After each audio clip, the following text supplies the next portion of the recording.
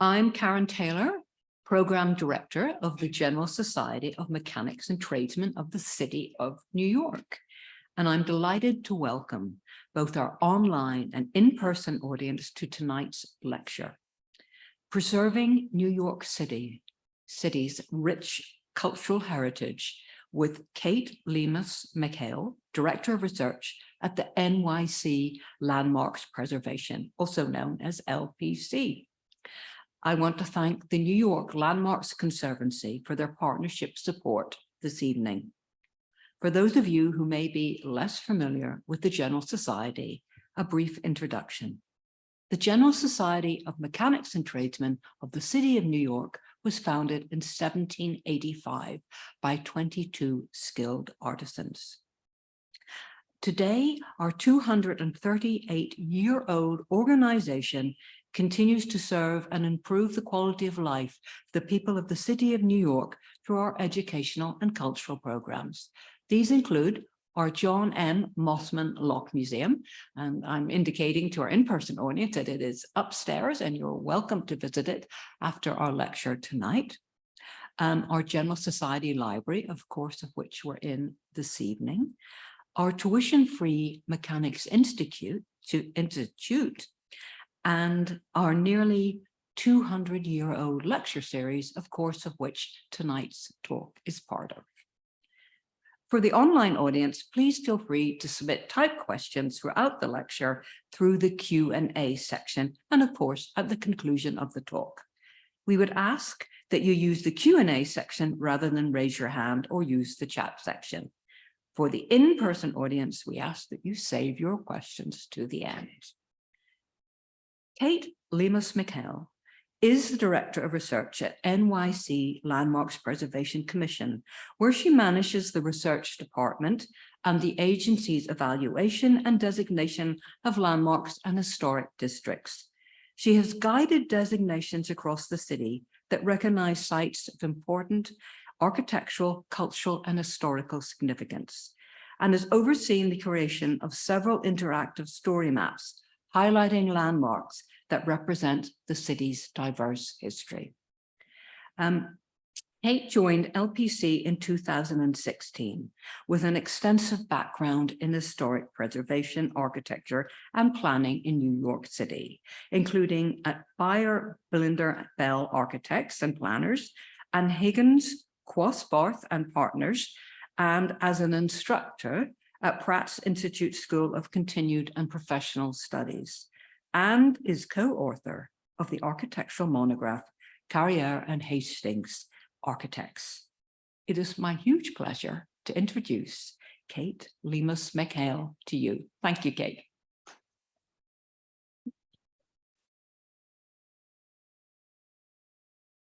Thank you so much, Karen, and thanks everyone for being here. I'm delighted to be here to talk through many stories of important history that are embodied in New York City landmarks.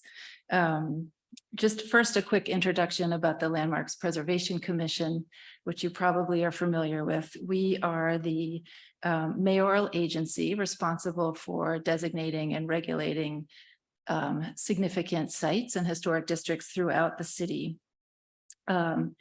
We are the largest municipal preservation commission in the country, and we have an incredible staff, including dedicated historic preservationists, historians, and administrators that allow the city to preserve sites of significant history and architecture. I do have the honor of directing the research department, we are charged with research, evaluation, survey, and designation.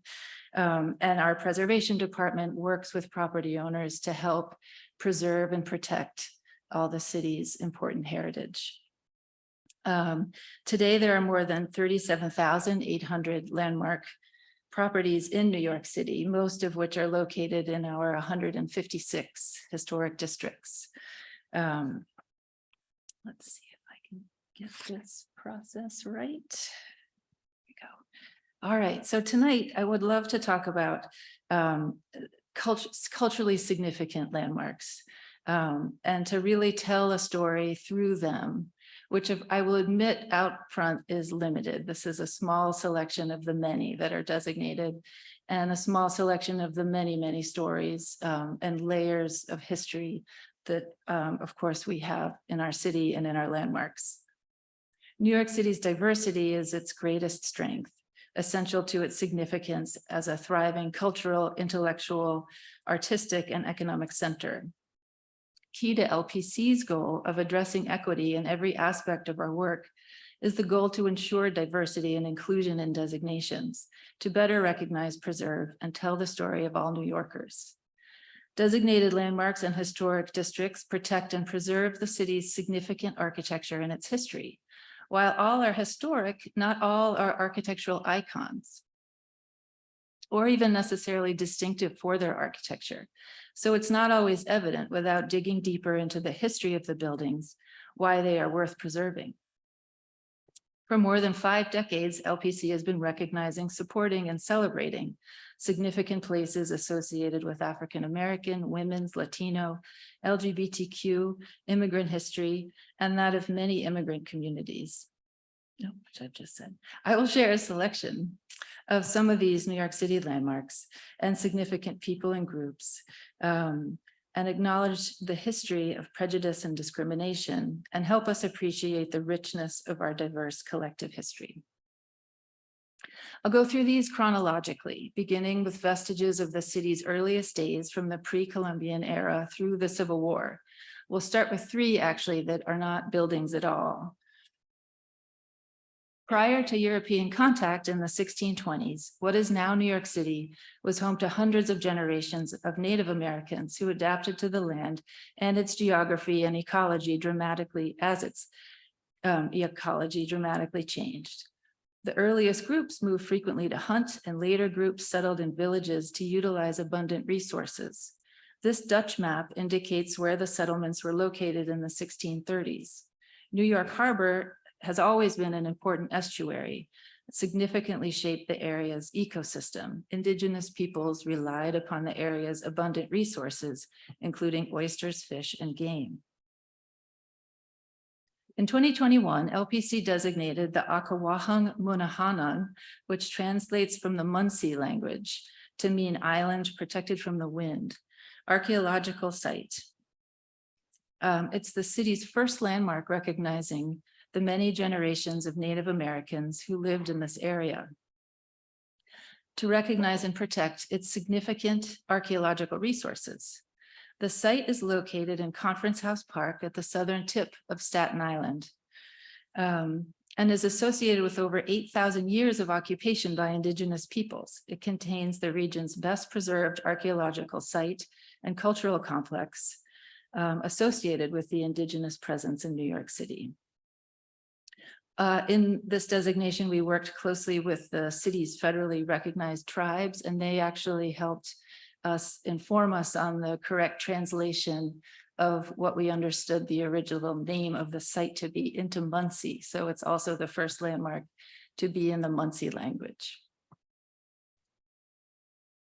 During the period of Dutch rule, most settlers lived at Manhattan's far southern tip with easy access to the harbor facilities on which the colony depended.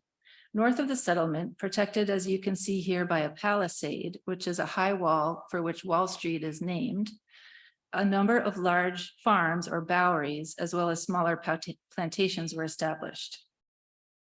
New York came under British rule in 1664 and continued to develop into a major center for shipping and trade.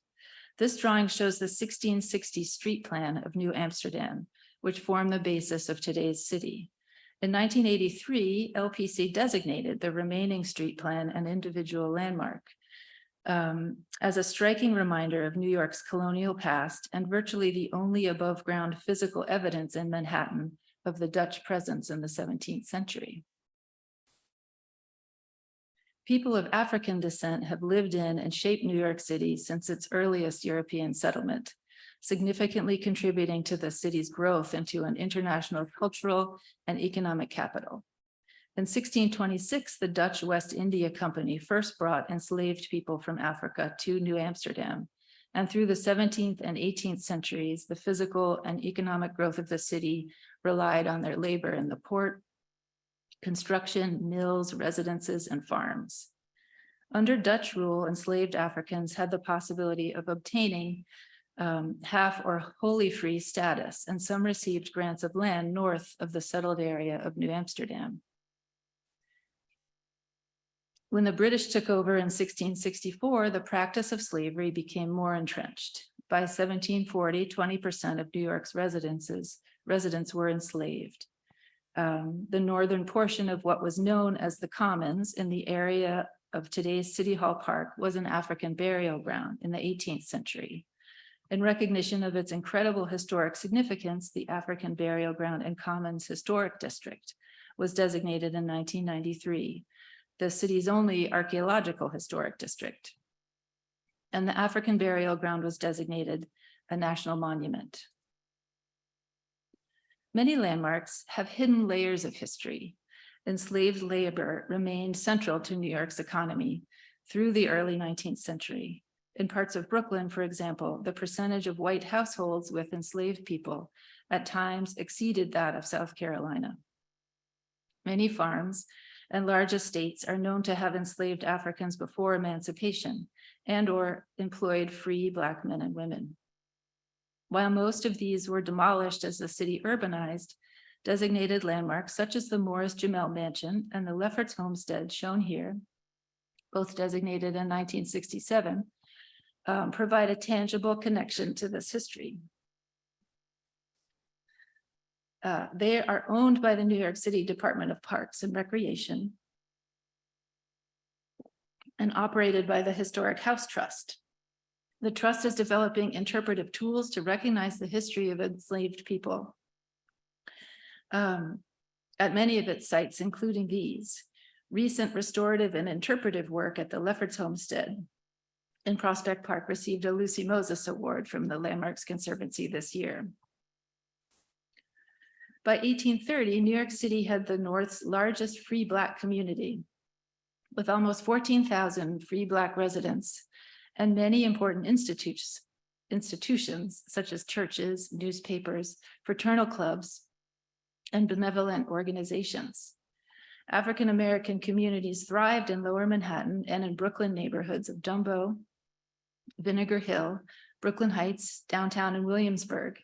Today's South Village and Sullivan Thompson historic districts contain buildings dating to the 19th century, when a free Black community known as Little Africa was home to nearly a quarter of the city's Black population.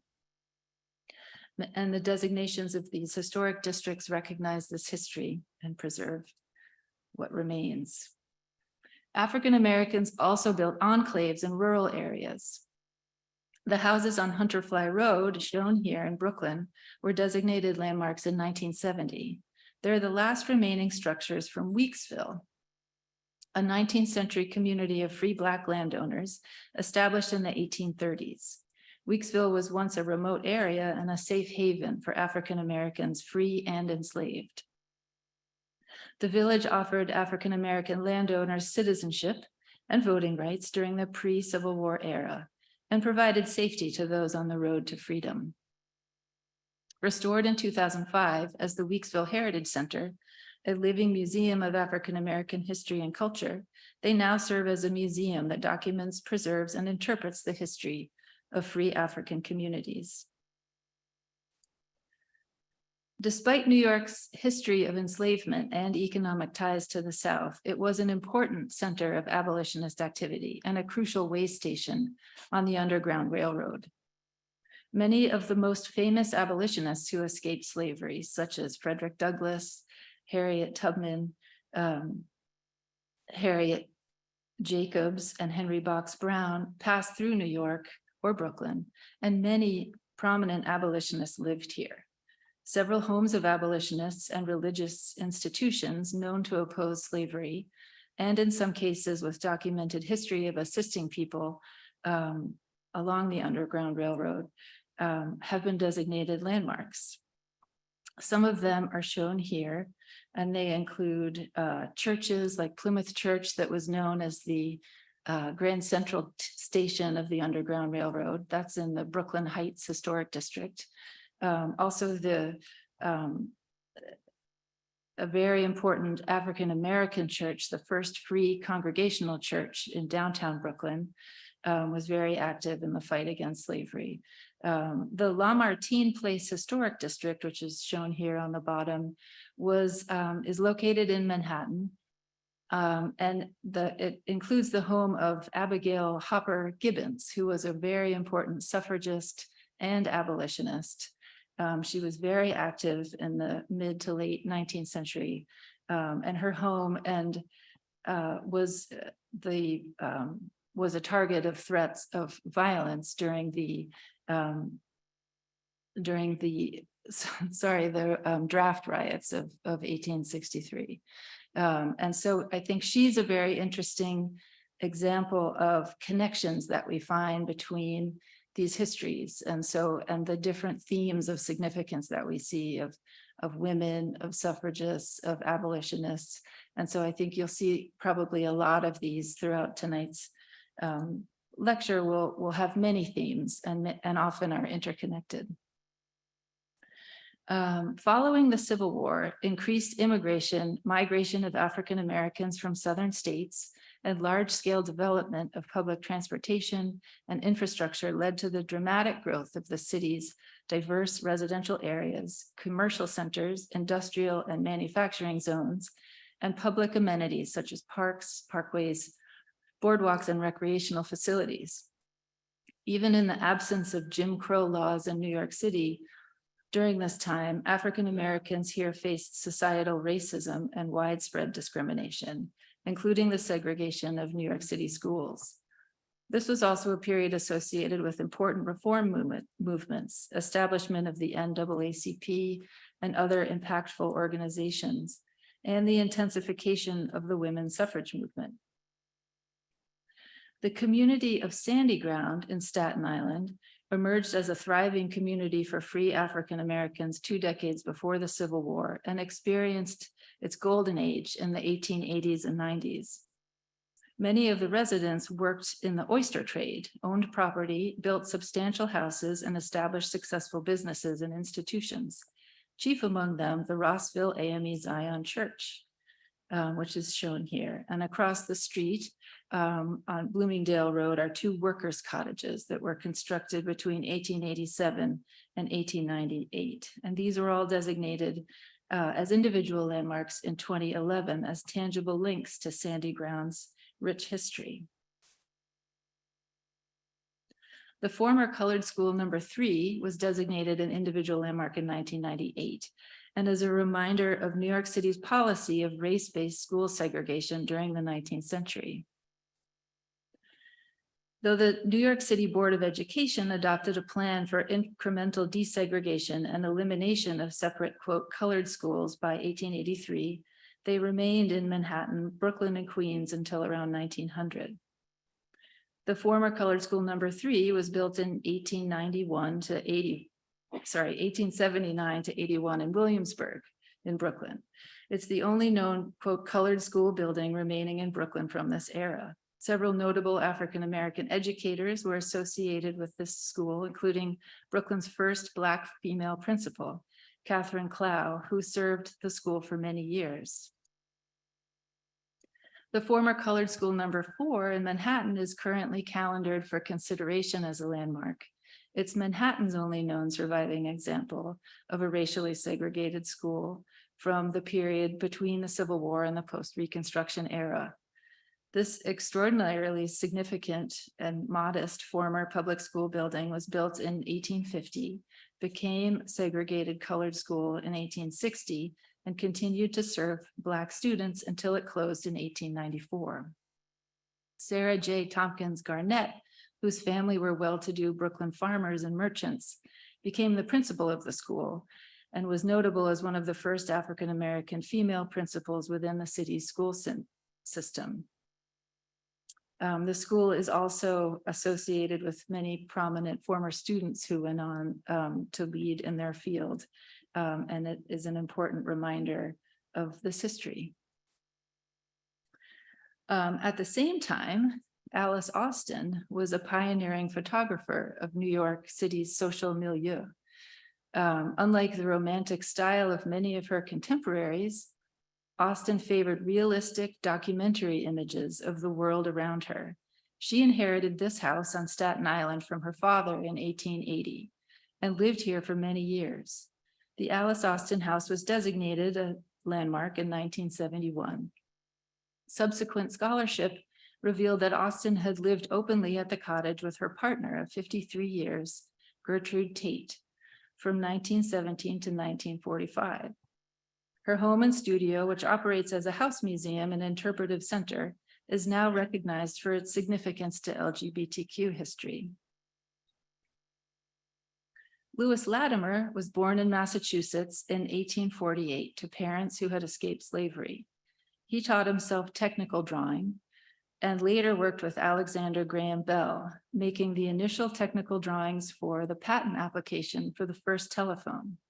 At the United States Electric Light Company, he oversaw installation of lighting in major cities around the world and advanced technology for incandescent lighting, and then later went to work for Thomas Edison. The Queen Anne style frame house built in the late 1880s was acquired by Lewis and his wife in 1902 and remained in their family until 1963. It became a meeting place for prominent African American civic and cultural leaders. You can see this photo here from the designation in 1995. It was moved from its original location in 1988 to avoid demolition.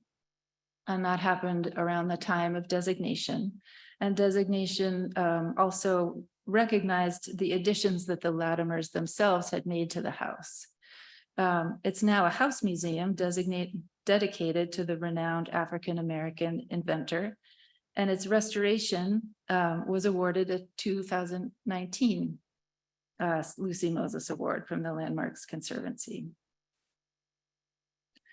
During the post-Reconstruction era between 1893 and about 1910, West 28th Street, which at that time was in the area known as the Tenderloin, between Broadway and 6th Avenue, contained the most significant concentration of sheet music publishers in New York City, referred to as Tin Pan Alley, to evoke the racket of piano music audible on the block. Tin Pan Alley arose about a decade after immigration of Jewish refugees from Eastern Europe to New York City began in the early 1880s, and during the Great Migration, when significant numbers of African Americans came to New York City in search of opportunities unavailable in the Jim Crow era South. Tin Pan Alley represents a number of milestones for the participation of African American and Jewish artists in mainstream music production. Despite the discrimination they faced and the racist caricatures and stereotypes of African Americans increasingly spread through mass media, including sheet music at this time. Within these 5 landmarks, collaborative firms of sheet music publishers and printers working with composers, arrangers, lyricists, and performers left an indelible mark on the creation, production, and promotion of American popular music. The designation of these landmarks received widespread support, including from descendants of composers and performers J. Rosamond Johnson, James Reese Europe, Noble Sissel, and Duke Ellington. The NAACP was founded in 1909 to fight racial injustice and prejudice through legal and educational means. It was headquartered in 75th Avenue in Greenwich Village from 1914 to 23, during a period of substantial national growth. It was here where W.E.B. Du Bois, who helped found the organization, was director of publications and research, and also edited the Crisis magazine, and where James Weldon Johnson became the first African-American to lead the NAACP, organized the silent march down 5th Avenue in 1917 to protest violence against Black people, and oversaw the establishment of hundreds of new local branches nationwide. The educational building at 75th Avenue was designated in 2021. Along with the NAACP's national office, it was home to a remarkable group of tenants that shaped American thought and society, including many women's organizations working for peace at the time of World War I. It was sometimes referred to as the Peace Building. And the organization that would become the ACLU also was founded in this building. The years between 1915 and 1945 brought many political, geographic, and cultural shifts in New York City, the nation, and the world. African Americans advanced their status within American society, while also continuing to face systemic discrimination in nearly every aspect of life, including housing, voting, education, and basic economic opportunity. The 1917 Jones Act recognized Puerto Ricans as American citizens, and Puerto Rican population in New York grew steadily during this period, establishing an enclave in East Harlem that became known as El Barrio, or, quote, the neighborhood. This period saw radical shifts, including the passage of women's suffrage in 1920, the Harlem Renaissance, then the early civil rights movement. Many individual landmarks and historic districts represent this important time period and the experiences, achievements, and contributions of significant individuals and groups. Shown here is the sculptor Augusta Savage working on her harp sculpture, which was presented in the 1939 World's Fair. She had a studio in the Dorrance Brooks Historic District in Harlem. Also pictured are Langston Hughes and friends who often met for literary salons within the same historic district. Many important community institutions from the Harlem Renaissance are designated landmarks. These are just a few, located around 135th Street, the New York Public Library's West 135th Street branch, which was designed in 1904 by McKim, Mead, and White and became a center of Black intellectual life in the 1920s. It housed the Schomburg Collection of Black History and Culture, compiled by Arthur A. Schomburg, a Black historian from Puerto Rico. Many Harlem churches are significant for both their architecture and their role in the African American community. The Mother African Methodist Episcopal Zion Church on West 137th Street has a long and illustrious history of religious and social activism known as the Freedom Church because of its important role in the abolitionist movement and the Underground Railroad. The 369th Regiment Armory, designated a landmark in 1985, was home to the African American regiment known as the Harlem Hellfighters in World War I. African American soldiers served in segregated regiments in World War I. The Harlem Hellfighters were assigned to the French Army in April 1918 and fought 191 consecutive days, longer than any other regiment. Any other unit in the war. For their bravery, members received individual and collective medals and elite honors, and in February 1919, 1,300 Black soldiers of the 369th Regiment were welcomed as heroes with a parade up Fifth Avenue towards Harlem, even as they continued to face racism at home. And this is an image of people watching and cheering on that parade. This map shows historic districts and individual landmarks in Harlem, recognizing its important history and culture.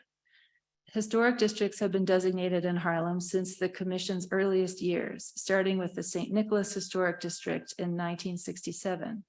Designed by the preeminent architectural firms of McKim, Mead, and White, James Brown Lord, and Bruce Price and Clarence Luce in 1891, the historic district's model row houses were considered among the most prestigious in Harlem in the early 20th century.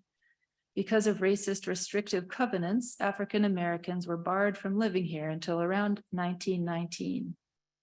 But by the 1930s, it had attracted so many prosperous Black residents that it became known as Strivers Row. More recently, the Commission designated the Dorrance Brooks Square Historic District, adjacent to Strivers Row, which has remarkable late 19th century and early 20th century architecture and cultural significance related to the Harlem Renaissance. Dorrance Brooks was a Black serviceman who died in action while serving with the segregated military in World War I. The park dedicated to his name in 1925 was the first public space in New York City to honor an African American in this way. And the historic district is the city's first district named for an African American.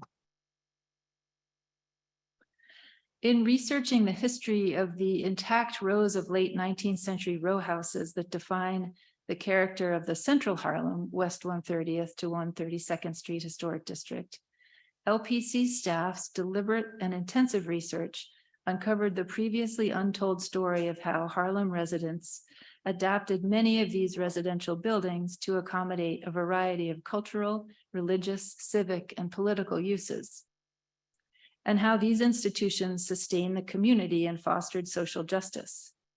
Professional and social organizations such as the New Amsterdam Musical Association, or NAMA, which is the oldest African American musical association in the United States, and the Alpha Physical Culture Club, the first all-Black athletic club in the United States, sought to meet the needs of a community that was kept out of the equivalent white-only groups of Manhattan.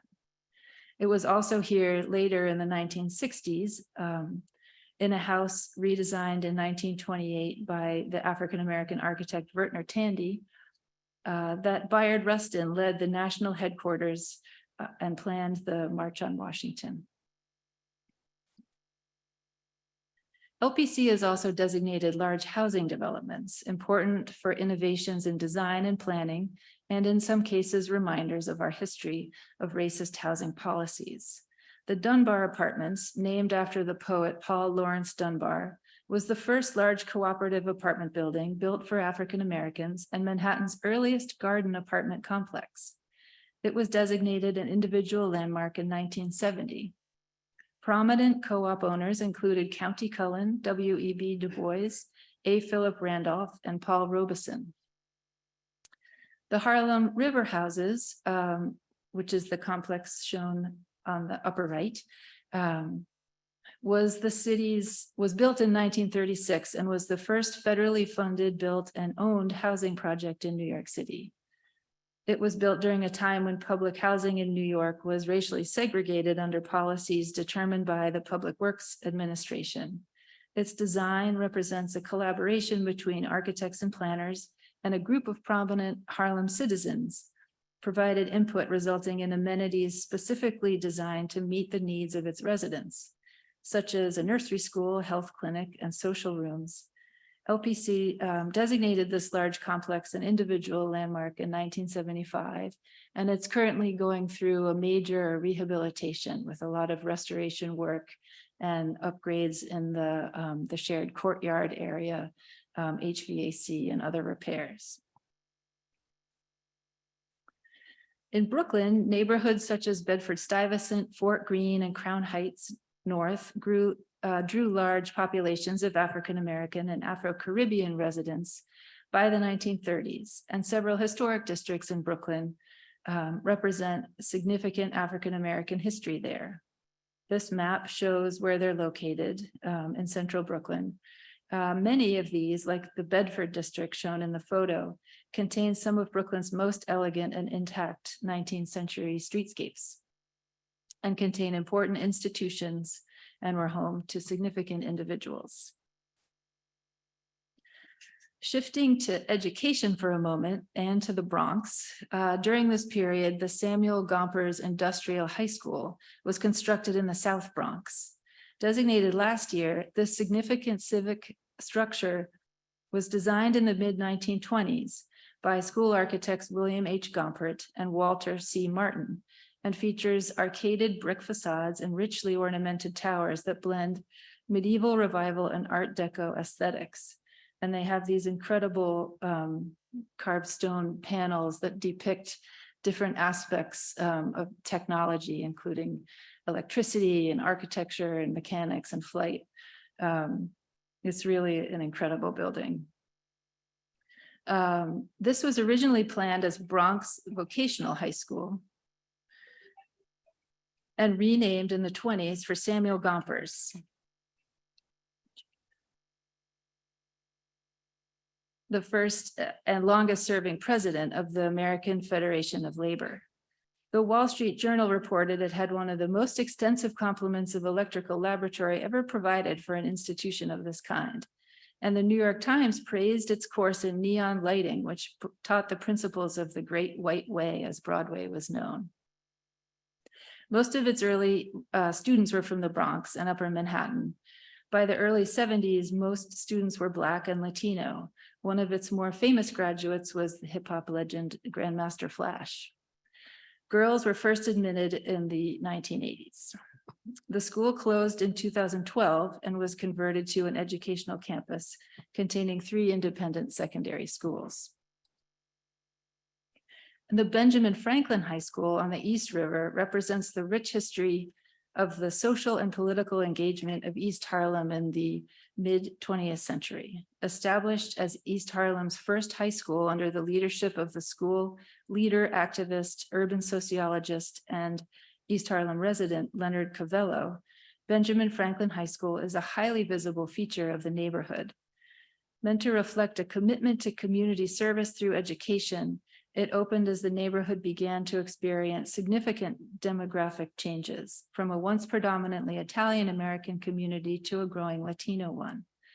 The school became an important community space.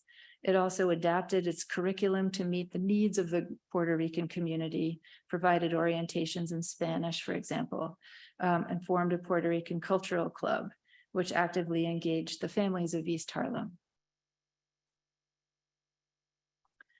The era from the 1940s to 60s began the modern civil rights movement. Led by the tireless work of Black activists and their allies, the movement achieved the passage of incremental but important laws and legal cases making segregation and discrimination illegal. This period also saw the significant growth of New York City's Latino and Asian American communities, the fight for LGBTQ rights and feminism. This era is also marked by the significant advancement and contribution in the arts, politics, sciences, and popular culture, all of which is represented throughout the city in designated landmarks. Post-war New York City saw the creation of vibrant African-American communities in neighborhoods like Addisley Park Historic District in Queens. Following the United States Supreme Court decision that held restrictive covenants in violation of the Equal Protection Clause of the 14th Amendment, Addisley Park, where such a covenant had forbidden the sale of properties to African Americans, became home to the richest and most gifted Black New Yorkers in the 1950s. Residents of the district included W.E.B. Du Bois, musicians Thomas Fats Waller, William James, Count Basie, Milt Hinton, Ella Fitzgerald, Lena Horne, and many others, including Jackie Robinson. Also in Queens, LPC designated the Louis Armstrong's home in Corona in 1988. Born in New Orleans in 1901, Louis Armstrong was a world-renowned jazz musician, singer, entertainer, and film star. He and his wife Lucille purchased this modest house in 1943, and it was their primary residence until their deaths in 1971 and 83, respectively. So this designation recognizes the important significance of Louis Armstrong, and also, of course, the changes that he himself made to the house. The commission is also considering 3 additional buildings that have important jazz history: Minton's Playhouse in Harlem, the home of Duke Ellington and Noble Sissel, and also the home of Dizzy Gillespie, who was a good friend of Louis Armstrong and lived just around the corner, and they used to meet together at Dizzy Gillespie's house in his recording studio. In 1945, New York saw the repeal of the discriminatory Chinese Exclusion Act, first passed in 1882. And by the 1960s, Manhattan's Chinatown was rapidly expanding, and new Chinatown communities were formed in Brooklyn and Queens. Designed by Chinese-American architect Poi Gum Lee and dedicated in 1962, the Kim Lau War Memorial in Chinatown was sponsored by the American Legion to honor Chinese-American soldiers who died while serving in the United States military. Despite being denied full citizenship and facing extensive racial discrimination, approximately 20,000 Chinese Americans enlisted and fought for the United States during World War II. The memorial is named after Second Lieutenant Benjamin Ralph Kimlau, a Chinese American pilot who died while attacking Japanese military installations in the South Pacific.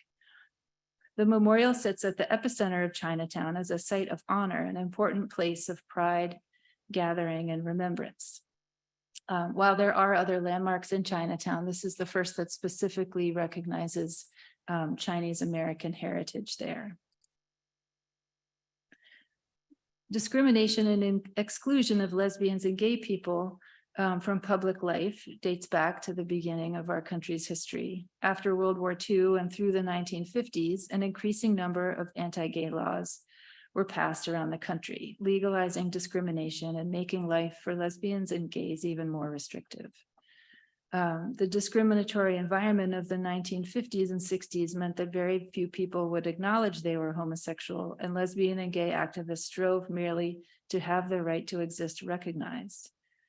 New York City's LGBTQ+ community has made significant contributions to arts and culture, and despite the obstacles they faced, have thrived in New York City. The following sites have been designated as individual landmarks in recognition of their incredible LGBTQ significance. The Julius's Bar building, designated last year, is New York City's most significant site of pre-Stonewall LGBTQ activism. In 1966, at a time where authorities viewed the mere presence of LGBTQ people on a premises as inherently disorderly, gay rights activists from the Mattachine Society staged a demonstration at Julius's to protest the closure of gay bars and any bars serving gay people. And the event came to be known as the Sip-In. It exemplified the movement's eagerness to confront society's persecution and embrace direct action modeled on the civil rights movement. Cafe Chino is culturally significant, and that's the one in the middle, as the birthplace of Off Broadway and as New York City's first gay theater. Cafe Chino occupied the ground floor at 31 Cornelia Street from 1958 to 1968, a time when portraying homosexuality in theater productions was a criminal offense. The cafe, run by Joe Chino, fostered a supportive atmosphere for new and unknown playwrights, most of whom were gay men. The venue also established the off-Broadway theater scene, freed from the usual financial and narrative constraints of Broadway and off-Broadway projects. And then in the late 1960s, peaceful rallies and acts of protest led to the defining moment of the Stonewall Rebellion in Greenwich Village. On June 28, 1969, the Stonewall Inn was raided, and rather than dispersing, the bar's customers remained and began to protest. The police retreated into the bar, which became the focus of protests and confrontations for a few days. And the legacy of Stonewall was the inspiration of a nationwide movement to secure LGBT civil rights. And a lot of important groups really were born after that. And the first was the Gay Activists Alliance. They opened a headquarters and community center in a former firehouse in Soho, designed by Napoleon Lebrun and built in 1881. The GAA was most active in 1971 to 74, when this building served as its headquarters, an important community gathering place for LGBTQ rights movement. This designation recognizes that cultural significance and the impacts that this group had on the continuing movement. And the lesbian, gay, bisexual, transgender community center in Greenwich Village, shown on the right, is also significant for its role in the growth and development of LGBTQ rights in the city. And it's been active for 40 years in this building. It was built in the 19th century as a school, and it now houses an archival collection, cultural programming. It has important career services, and it's had a very important role in promoting health and wellness programs, including crucially during the AIDS epidemic. Women have fought for equal rights in our society and as part of the LGBTQ rights movement, and still are. We all are. And the Women's Liberation Center, located in Chelsea, is culturally significant as an important gathering place for a collective force of women-led groups, committees, and organizations pushing for radical political action, serving all women. From 1972 to 1987, this city-owned former firehouse was really the epicenter for women's engagement in the LGBT civil rights movement, and housed some of the most influential organizations working to bring public attention to the discrimination and legal injustices faced by lesbians and women. And on the right is at 484 14th Street in Park Slope, is a culturally significant as the home since 1991 of the Lesbian Her Story Archives, the nation's oldest and largest collection of lesbian-related historical material. It's headquarters for over 30 years. This Renaissance revival style building is where the entirely volunteer-run archives expanded its collection and grew to national prominence. And these two landmarks, designated in June 2019, also recognize significant African-American writers and poets who were also very important activists in both African-American civil rights and LGBTQ civil rights. 137 West 71st Street in Manhattan was the American residence and family headquarters of the celebrated novelist, essayist, poet, and civil rights advocate James Baldwin from 1966 to his death in 1987. And on the right, we have the home of Audre Lorde from 1972 to 1987, the poet, essayist, feminist, and civil rights activist, lived here with her partner and family. And it's where she wrote many of her important books, and was appointed the Poet Laureate for New York State in 1991. New York's Latino community has been present through its history, grew considerably in the 20th century. After the 1917 Jones Act recognized Puerto Ricans as American citizens, the Puerto Rican population in East Harlem grew steadily. The South Bronx, the Village, Lower East Side, Washington Heights, among other neighborhoods, also attracted significant Latino populations. In 1940, there were approximately 61,000 Puerto Ricans living in New York, and by 1950, that number had climbed to 245,000. The East Village, Lower East Side Historic District recognizes the layers of significant immigrant history in this neighborhood. Starting with the large German community that settled here, and it was known as Klein Deutschland, or Little Germany. It transformed to what was known as the Yiddish Rialto by 1910, when it became the most important entertainment district for the city's Jewish immigrant community, and continued to evolve into an important center for Puerto Rican and Latin American culture in the 1950s. And the Holyrood Episcopal Church, Iglesia Santa Cruz, also represents a layered history built in Washington Heights in the early 20th century, and attracting a really strong, predominantly Dominican community. And currently calendared is the Bronx Opera House in the South Bronx, where for the Puerto Rican community, music and dance performances were the expression of their identity and culture. And at the beginning of the 1960s, the Bronx Opera House really became one of the most significant artistic and cultural centers for this expression in the area. It was built in the early 20th century. It had Broadway shows, and then later transitioned into being this epicenter of Latin music.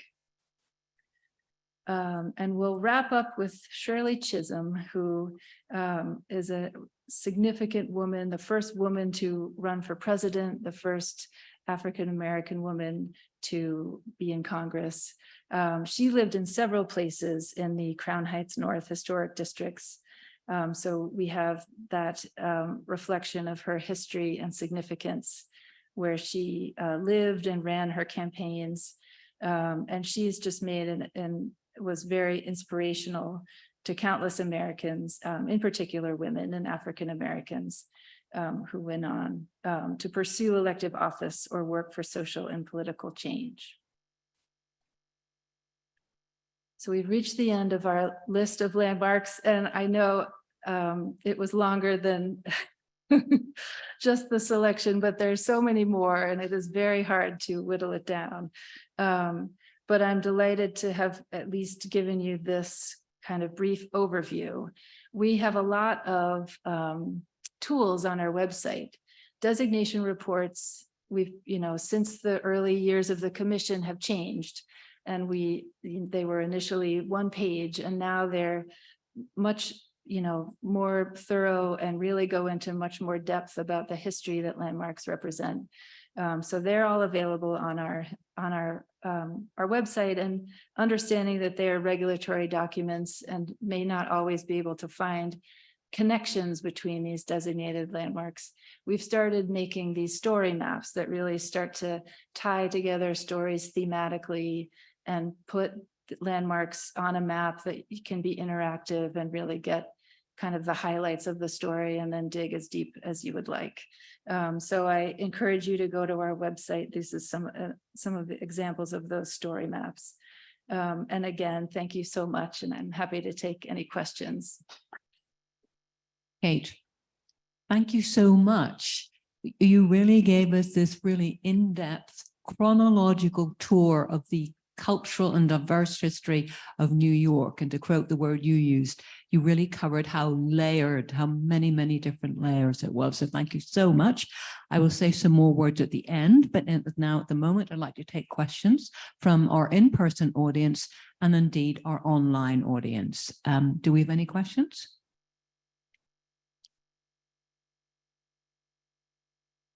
So my question is regarding the process of the archives, like what are the resources that you have and how you operate as a team, and looking, through the cultural aspects as well as probably the building records and things like that. So if you could just kind of give us a breakdown how you pull all the information together Sure. For this. Yeah. Well, we have, as I said, very dedicated researchers, and the city thankfully has a lot of great resources to document historic buildings and the history of people. So we do have things like the, municipal archives that has original sort of plans and applications, docket books. We have the buildings department also has historic. It's, you have to find it on the microfiche, but you can get the original construction drawings, often alterations over time. We do a lot of map research to see more broadly how a community changes, and to see, okay, this was residential, here's where the institutions were, this was maybe where manufacturing was, but then you see that leave. So you kind of get an overview of what was happening there. Historic newspapers and periodicals are really helpful too. And so much more is available online now. It's wonderful. So you can find articles that were printed in local newspapers. There's a lot of through, a membership in newspapers.com, or, many sort of memberships, you can get access to African-American newspapers. We do a lot of census research to really see actually who lived in buildings. And we do that kind of to get a sense of a neighborhood, but also specific history. And then, of course, scholarship that's come before, we refer to, important books and secondary resources as well. Thank you very much. This has been incredible. What exactly is the significance of designating a place a landmark? And does it also affect or limit the ability to modify the inside of the building or area? Thanks. Good question. And I should have said that in the beginning to give you the background. So what it takes to designate a building is this kind of research and really evaluating and understanding what kind of significance a place has. Some places are significant for their architecture. Some are significant because of a long association with an important person. Some are a combination. Some buildings are, less architecturally significant, but have undeniable historical or cultural significance. We also have to look at how intact the building is, because we regulate buildings. And so we regulate historic fabric. And so there has to be something that we can ask someone to preserve. So that can be challenging when there's an important history, but there's really nothing left to restore and I will segue into the next part of your question. We work with people who come to us with their proposed changes. So when a building is designated, that doesn't mean that someone has to restore it. We can't make someone restore a building. So we work with people who come to us, and we work, the staff is incredibly knowledgeable and helpful and very hands-on. And so we work with people to get what they want to do for their building in a way that's appropriate and that preserves its character. Right. We have sort of a related question. What do you do to help? This is from Sue online. What do you do to help endangered landmarks? And Sue gives the specific example of the old Merchant's House on East 4th Street, which is endangered because of new construction. Could you talk about the advocacy work of the LPC? Sure. Yes. So while we can't make an owner restore a building to an original appearance, part of being a landmark is it must be kept in a safe condition. And so we work very carefully when we're reviewing plans to make sure that what is being proposed is safe for the building and preserves its structure as well as its architectural features. We also require, when work is being done next to a building, that there's a protection plan in place. So our staff is very carefully looking at those. And so that also makes sure that, there can be sensors put on the building that look at potential vibrations or things like that. So that's also an important part of it. And we do have a department that is sort of looking at how, if work is not being done correctly. And so there are violations that can be given in that case. But it's an important question and an important issue. And we're also working very closely with the Department of Buildings to make sure that there's open communication and that we're always aware of this kind of work so that we can make sure it's safe for our buildings. Thank you. Hi. Hi. In terms of designation, there was an administration that shortened down the time for designating a property. And so has that hurt the landmarks preservation in maintaining or trying to designate a lot of the properties? Because I know it went down to maybe 90 days. When I was at buildings department, and once the building was calendar and it was in the database, you had to go through landmarks to get approval when a landlord wanted to make any changes. But once you cut down that amount of time for the research that is required, are you losing some buildings to that because you don't have the time to really get it in on time? The current law requires that once a building is calendared, we have a year to designate it for an individual landmark, or 2 for a historic district. So normally it goes through in, between 3 and 6 months, I would say. But we do try to have a lot of research done at the time of calendaring to make that case for significance to go into the formal process. But we've found that the time limit enforced by that law is very workable. We can do what we need to within that. And how does Historic District Council help you in a way to I've been involved with that organization I'm an architect, so I just love landmarking and, maintaining our heritage. And I know they're like champions in trying to help landmarks preservation in keeping good stuff, but do they get in your way in a certain? No, I mean, it's a good question. And there is, there's different roles of being a preservationist in the city, and there's advocacy, and there's the Landmarks Commission, and then a whole lot in between. And I think we find advocates really to be good partners. And, groups like the Conservancy or the HDC it can be helpful in many different ways. The Conservancy helps with all of your programs like this, and then with funding and helping guide people through the process. The Sacred Sites program is incredible, and HDC and Save Harlem Now and other groups that really kind of help bring advocacy in the communities. Owner support is very important for what we can achieve. People have to understand the responsibilities and how to work with us. And also political support is important because our designations go through a process at the city council. Mm-hmm. So there's all these layers of that. But I think, the groups that kind of can help us get in contact with owners and build support and build political will, it's helpful. Thank you. Thank you for a very informative lecture. Your theme was diversity, and it sure was. You had the diversity of people, residents, you had the diversity of buildings, but all this has to be guided. What are the parameters that guide you in your work? Is there a code of parameters? Who writes the code of parameters, and who in the end endorses it so that you can carry on with your work? Thank you. Very good question. And I think we are guided by the landmarks law, which does not have specific criteria, except that it's architecturally, historically, culturally significant for a landmark.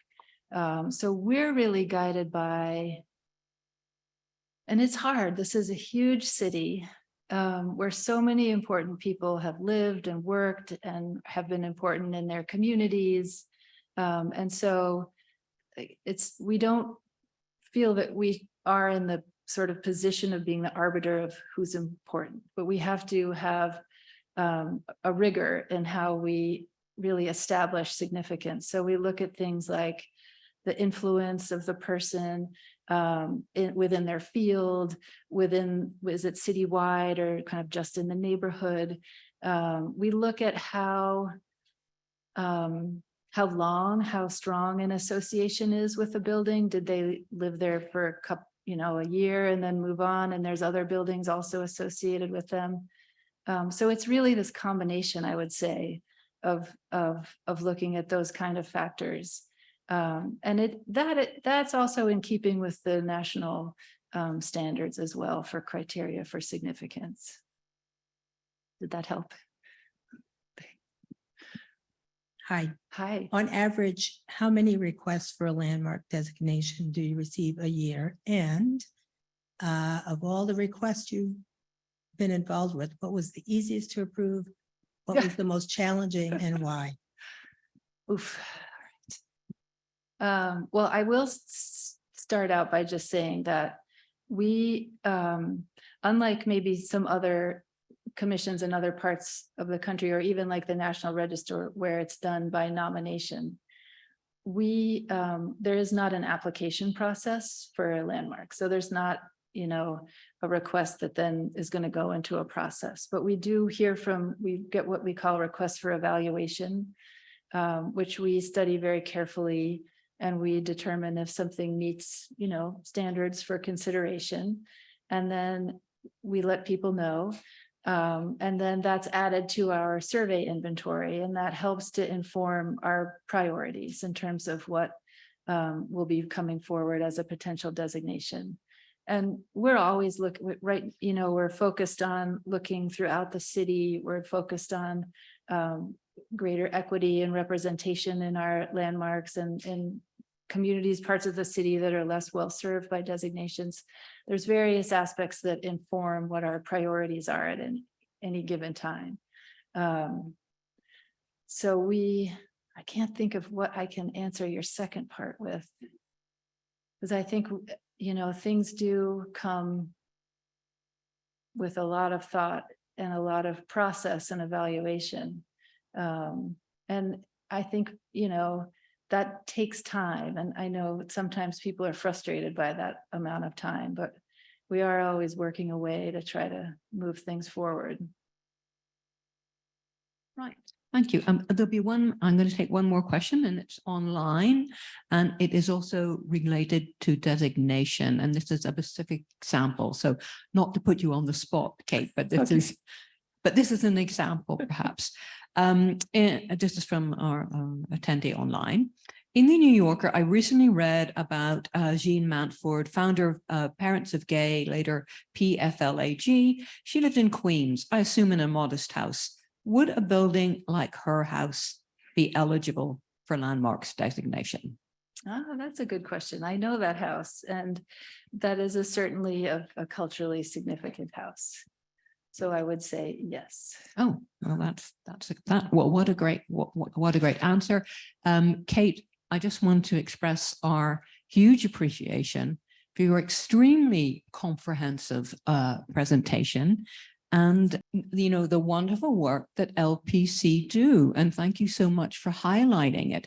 And you covered so much, and all the interesting facts, for instance, the role of the Chinese in the Second World War. I, for one, did not know that. And you covered so many other things.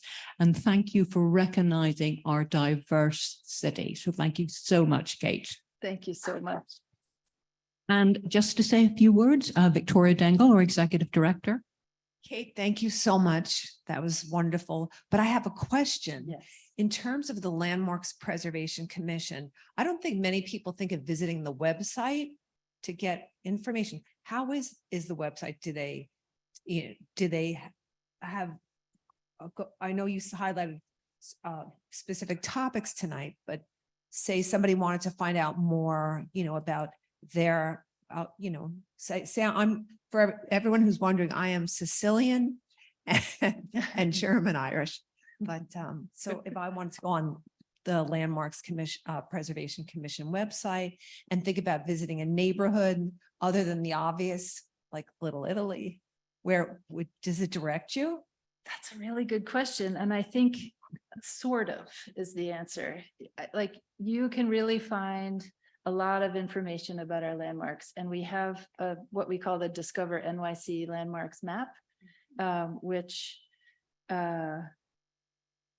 you can search by address, you can search by landmark name, you can find a designation report.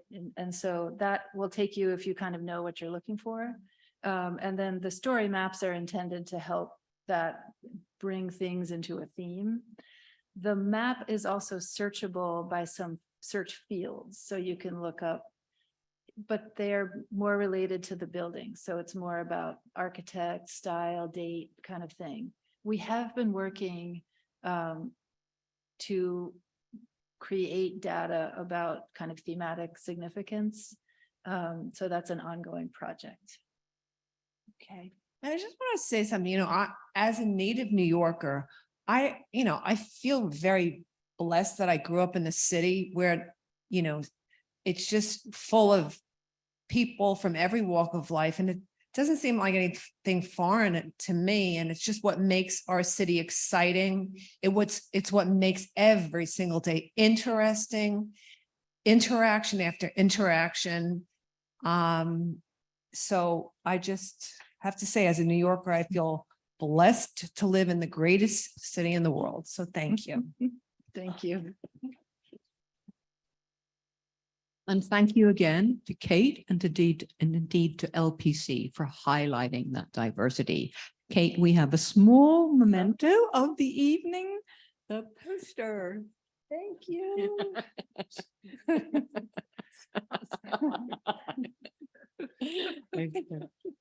No, and we're also very fortunate because this is the second time that Kate has spoken here. So thank you so much, Kate. And also want to thank Lisa Easton, who suggested Kate as a speaker, a landmark speaker. So thank you so much to you, our audience, both online and in person.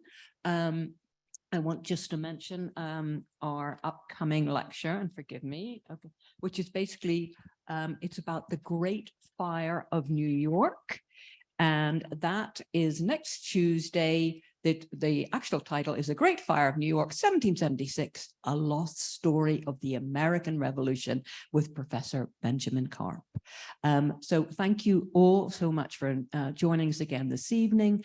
I hope our in-person audience will join us for a glass of wine. And again, our great appreciation to Kate and to the LBC. Thank you so much. Thank you.